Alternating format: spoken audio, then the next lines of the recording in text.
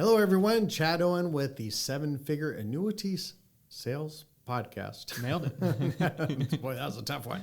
I can sell annuities, but that doesn't mean I can open a podcast correctly. Yeah. Okay.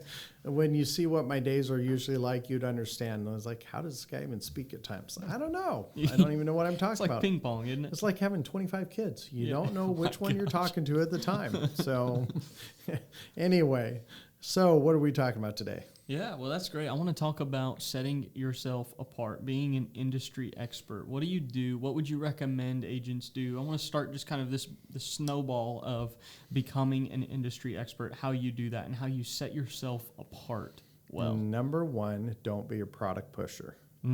Okay. That's number one. Make sure you're all about the solution, not about the commission, not so good. about the trip, not about, well, actually, not a lot of companies do trips anymore, That's so true. that doesn't matter. And we're in the middle of a pandemic, so quote unquote. But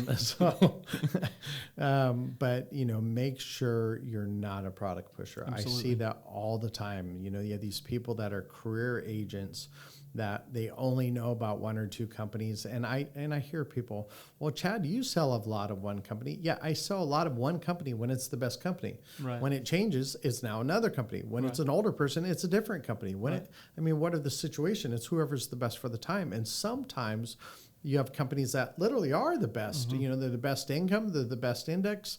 But man, I am not loyal to any company in particular. And you tell clients that. All the time. What my software? I just compare everything in one shot, and whoever's the best, that's who I'm going to use. Right. As long as I read the fine print, the disclosures, and I make sure the product does what it says it's going to do.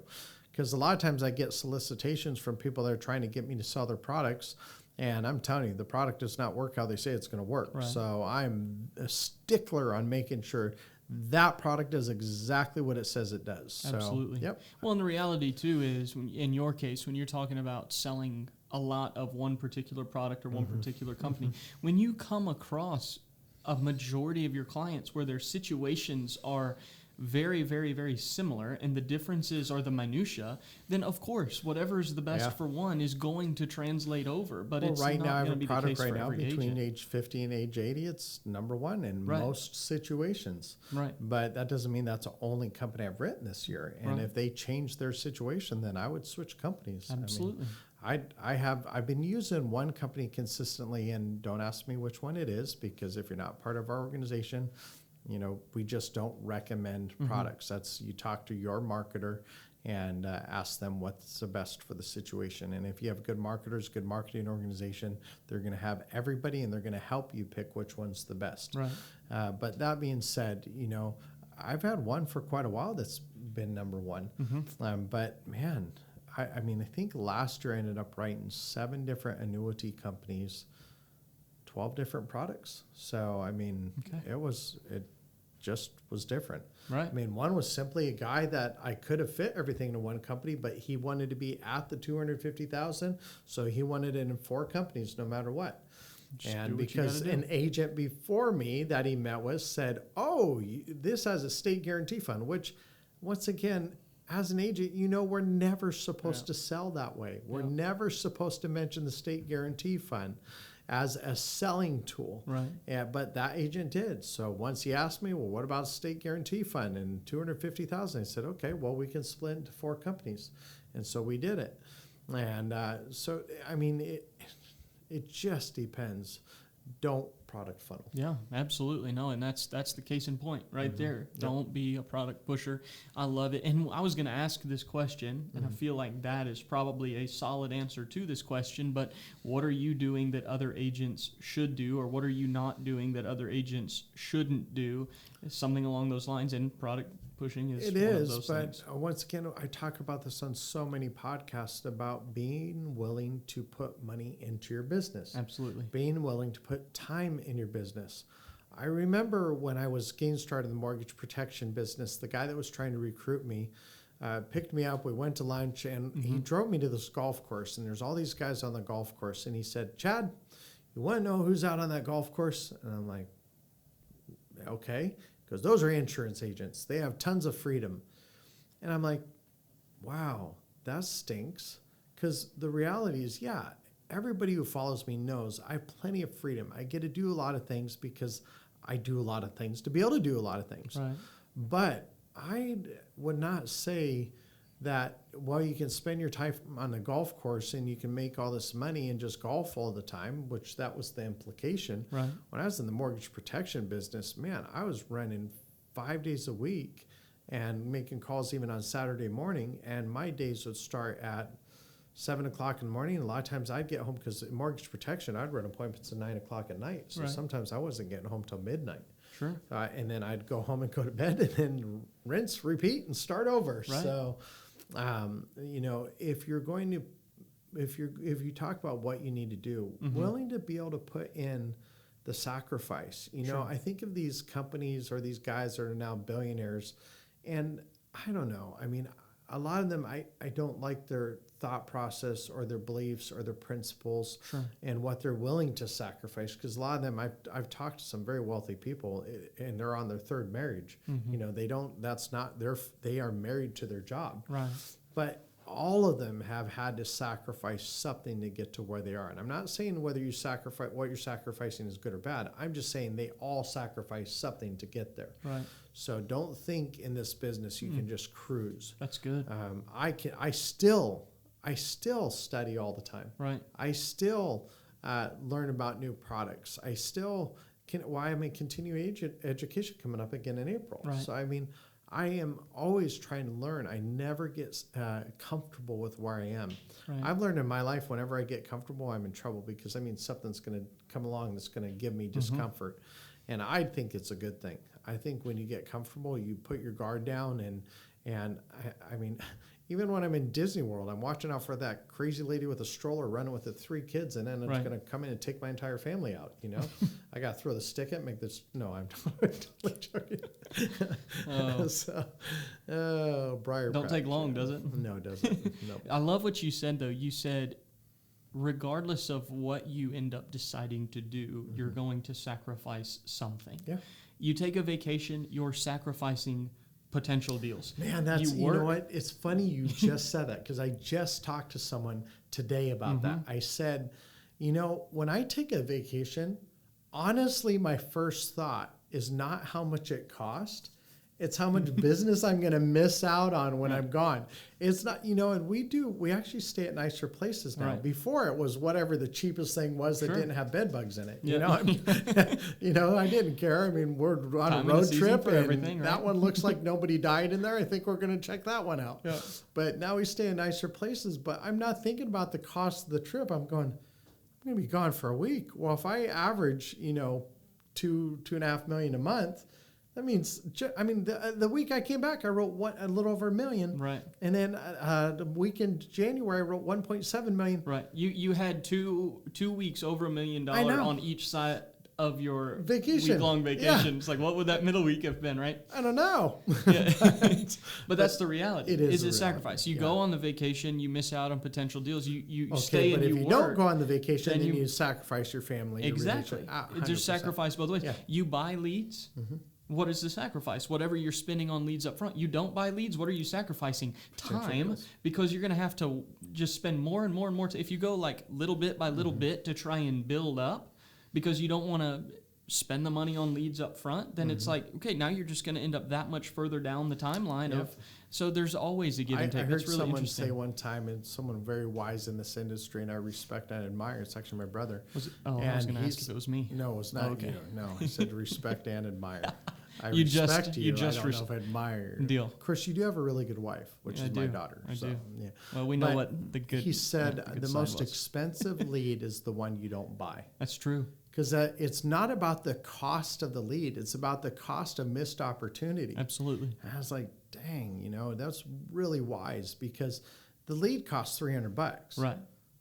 What about the missed sale you could have gotten? Right. So, I think you got to, there's consequences in every little thing we do, both good and bad. Absolutely. Everything has a consequence. So, Well, and here's the reality is you're going to spend $300,000 or more on leads this year. And I keep talking about it, and you love it when I bring those Why up. do you keep doing that? Every episode, I just keep talking about it. And every webinar we do, I just keep talking about it. The reality is you're going to end up spending that much money on leads this year, but what are you going to end up writing? That's 1.5 times more than the first house I bought. That's pretty good. Talk about some growth, you know? Actually, it's more than that. I think the first house I bought was $170,000 or something. Okay. So, okay. It's anyway. almost. I mean, you're doing good though. Okay. But you're going to end up writing what, 30 million. So when you think about ROI, ROI, at least 27 because I will beat last year. That's true. Yes, it's true. But the reality is, would you spend $300,000 on leads to write $10 million in annuity premium? Yeah, because 1% commission. I'm good to go. 1%. But the reality is, it's like those numbers seem big and they seem crazy and they seem huge, but it's like, well, what are you going to end up producing with? I mean, 300,000 in leads. Mm-hmm. How many hundreds of leads are you going to end up with this? You're probably close to 1,000. Well, I bought this house. We're building a house, and my builder unwisely let me have his Bobcat. Mm-hmm. So I was like, oh, I could go out there and skidster and dig. And so the house is built, and I'm out there trying to do some landscaping. Right. And I look in the front of my house, and I go, I want to build a pond right there. Right. So I started digging with a Bobcat. Now, with a Bobcat skidster, you can dig a lot really quick. So I ended up with a pond that was 50 feet long, 25 feet wide. And my wife comes home. Now, remember, she was out shopping. She comes home. She sees this big hole in the ground, and she sees this big mound of dirt where the waterfall is going to go. In my head, I envisioned what I was going to do. Now, the reality, if I had a shovel to do that, number one, I wouldn't even dug the first hole. Right. But because of the tool I had in front of me, I was willing to do that. And when you think about that, the leads and the quality of leads we have can often allow us to dig quicker, faster, but we got to be willing to spend more. Right. So that's what I look at, and I think that was your question. I'm still trying to remember because now I'm thinking of my koi pond where I built the bridge and I used to sit on it and I'd just let the water run under my feet. And you told your kids the koi had teeth so they wouldn't go Did too they not close drown? to the pond. Nobody drowned it in that pond, okay? 4 kids with, if I never would have told them they had teeth, they guaranteed would have been out there with a hook and they would try to catch the fish. Yeah. And I probably would have had someone fall in. None of them did that. My wife thought koi had fish Till when she was 18? 22. No. We were in Hawaii when she realized that koi didn't have fish. That's koi didn't have okay. teeth. So what are one of my greatest accomplishments in life? Let my daughter believe that koi had teeth till age 22. Yeah. Yes. And she tried to convince me that they did. So not only did she just believe you, but she was perpetuating that idea. What we will say to protect our kids. I'm telling you, it's good. You said something interesting there, and I'm trying to think back to it. You were talking about your pond and digging all that, and what you would do because of the tool that you had in front of you, right? And the thought that came to mind is an agent that believes that their success is riding on them and not the lead spends the money on leads. But it's tough for an agent that is stuck in this mindset of it's all about the quality of the lead. It's all about how 100%. good is this lead to spend money on the leads because their confidence isn't in them. It's in who's on the other end of the line. Absolutely. I mean, I had a client last year that I wrote $4 million with that they met with an agent a few months before that, and they wrote $30,000. Right. Why did that agent get a $30,000 deal and I got a $4 million deal, each from the same lead? Right. Is because the mindset behind it. I wanted to find a solution to the problem. I didn't just want to walk out with a deal. Right. And fortunately, the index they're in actually looks like it's doing really well this year. So we maybe some more. They have $25 million total. So they wanted to do more, but they wanted to see how the first one does. Yeah. Absolutely. Yeah. Well, I want to get back real quick, next minute or so, back to the idea of setting yourself apart and what you can do. I know one of the things, I don't know that we've ever talked about this on podcast, but it's a real good practical. I love practicals. Okay. And so this is a real good practical, but tell me, what are your thoughts on Gmail and Yahoo and Hotmail email accounts? Now, we have talked about this a million million times. Talked about it. Yes, let's I'm talk going to turn about over my $500,000 to you with your Yahoo email or your Gmail. Right. I mean, why? Come on. if you have a legitimate business, your email needs to be your company name. Right. That's just what it is. Okay. And I mean that very seriously, but very sarcastically, because the reality is I see so many agents that have something at gmail.com. Yeah, I'm going to turn over my $400,000 to you. Right. That's and a challenge. You for need a a client website. And you know what? It's funny because we actually do that. We build websites. We do branding. The guy that does this is top notch. His World name happens class. to be, well, yeah, I would say He built yours, class. and within a week of Chad having his, he got a deal from his website. That is true. And the funny thing is he also rebranded Retirement Realize, which I fought like a kicking, screaming child the entire way. And still to this day, I like the other one better. With the eagle? But yes, but I still like the other one better. But I mean, I like dinosaurs too, but they're extinct. So I have to realize you've got to modernize. I got to move on, you know? And so, I mean, if I could have my way, we would have that all shiny kind of metallic looking. No, it's like armor kind of graduated or whatever it's called. Gradient, I think.